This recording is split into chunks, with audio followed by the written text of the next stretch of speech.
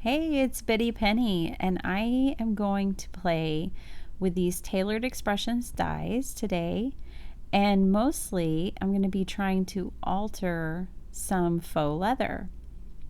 So I'm also going to kind of just show you a little bit of construction towards the end.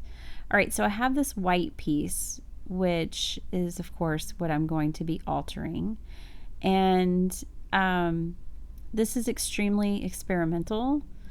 I'm going to start with stays on ink. Of course, it's supposed to stay on, right? Well, actually, I bring in my Spectrum Noir alcohol marker and I start there. Okay, because that's just the easiest. Then I'll start with my stays on. And what I'm going to do is I don't like using stays on with my photopolymer or red rubber stamps because they're just too expensive and it doesn't come off. So I grabbed these cheap acrylic stamps, which I have some in my set or in my collection. And I don't mind using stays on with these.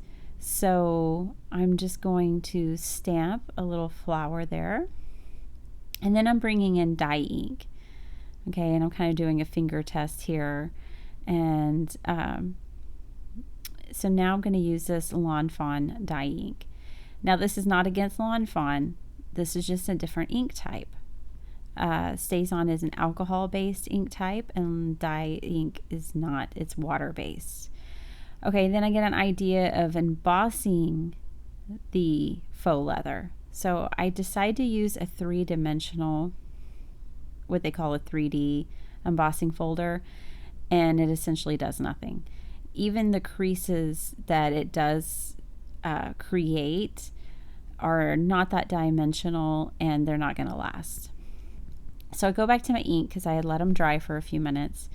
I'm showing you on a piece of paper that I'm not getting any transfer at all from the stays on or the alcohol marker, but the Lawn Fawn dye ink, yeah, it just rubs right off. In fact, I just spray a little bit of stamp cleaner on it and bam, it's off.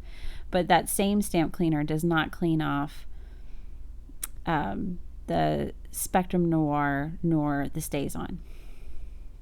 Okay, then I decide I wanted to play with my alcohol inks, right? Makes sense. So obviously I'm having success with alcohol-based products here.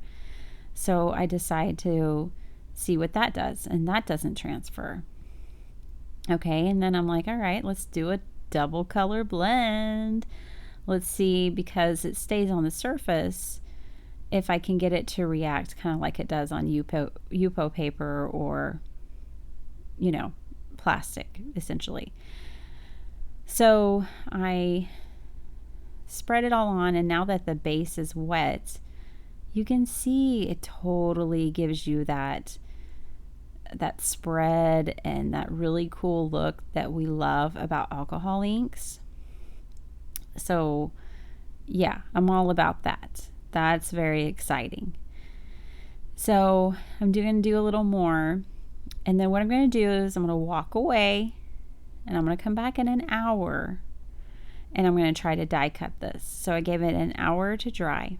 Here I'm just showing you that with the earrings I'm really liking contrast, and that's all that I'm really showing you here, is that I'm trying to create contrast, and I'm wanting to bring in different colors, which is why I'm playing with the alcohol inks. Okay, so I decided to die cut these, and they stuck to my cutting plate. They also stuck to the die, not terribly, but a little bit. And so the next time I flip my die over, I'm going to cut on the back of the faux leather, and I decided to use just a plastic sheet of packaging, and of course it die cut through there. Which at first I was like, okay, this maybe is promising. Maybe it didn't dilute the ink, but once I pull away that plastic, it does. It looks like the first one. Okay. So now here's what's experimental. I only left it for an hour. See, if you touch it with paper, it doesn't transfer. So what I'm thinking is I'm going to test it today. I'm going to leave it for 24 hours at least to kind of cure and see if I can die cut. I don't know if I'll get the same results or not, but I even got the same results with the Stays On. And that had been on there for like an hour and a half or so. So I'm not sure how that's going to work. However, I believe I have a workaround, and I have so many ideas about what I want to do with these. So I feel like as long as it doesn't transfer to skin, then just the pressure of sending it through the die cutting machine is too much, but that it doesn't transfer to paper or skin, and I have tried to clean it with soap and water and it does not come off, then I still feel like that's a viable product. It's just when you use it. So here's what I had combined, and these are just my first attempts. So now I'm going to just assemble a couple of them for you, and I haven't made jewelry in a little while, so I'm a little bit butterfingers here, but I'm just showing you how basic and simple it is. It's because the holes are pre-cut, and what I really like about these dies is that they made the holes line up from all the different designs. So you can take a die from 3 different sets, which I did mix them up here, and they all line up perfectly. So way to go, Taylored Expressions. Kudos. Thank you for doing that.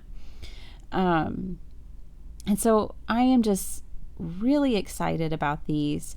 Now, the website description says that you should expect to be able to cut 40 pairs of earrings before replacing these dies. So I'm going to kind of put that to the test and see how far I can stretch these, but I'm really, really excited.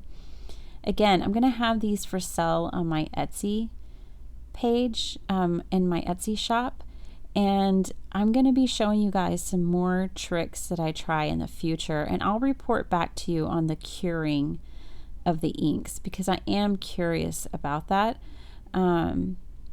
I'm also going to be exploring, other techniques that I find. All right, I hope you enjoyed this video. I know it's not a card, it's something different, but it's very crafty. Have a great day.